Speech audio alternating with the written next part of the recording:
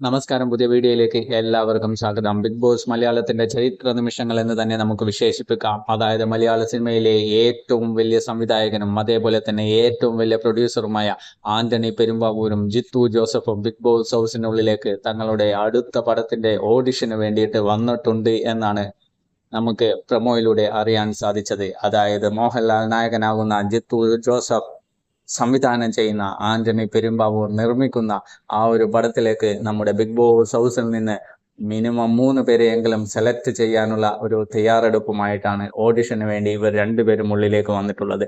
ഇതിൽ ജിൻഡോയുടെയും ജാസ്മിന്റെയും പെർഫോമൻസ് വേറെ ലെവലായിരുന്നു. അതുകൊണ്ട് തന്നെ ഇതിൽ നിന്ന് ജിൻഡോയെ സെലക്ട് ചെയ്ത് അടുത്ത പടത്തിൽ അഭിനയിപ്പിക്കും എന്നാണ് നമുക്ക് അറിയാൻ സാധിച്ചത്. ജിൻഡോയെ കൂടാതെ മറ്റ് 2 പേര് കൂടെ നമുക്ക് ഈ പടത്തിലേക്ക് സെലക്ട് ചെയ്തിട്ടുണ്ട്, ഷോർട്ട് ലിസ്റ്റ് ആയിട്ടുണ്ട് എന്നുള്ള ഒരു വാർത്തയാണ് നിങ്ങളോട് പങ്കുവെക്കാനുള്ളത്. വീഡിയോ ഇഷ്ടമായ ലൈക്ക് ചെയ്യുക, സബ്സ്ക്രൈബ് ചെയ്യുക, സപ്പോർട്ട് ചെയ്യുക.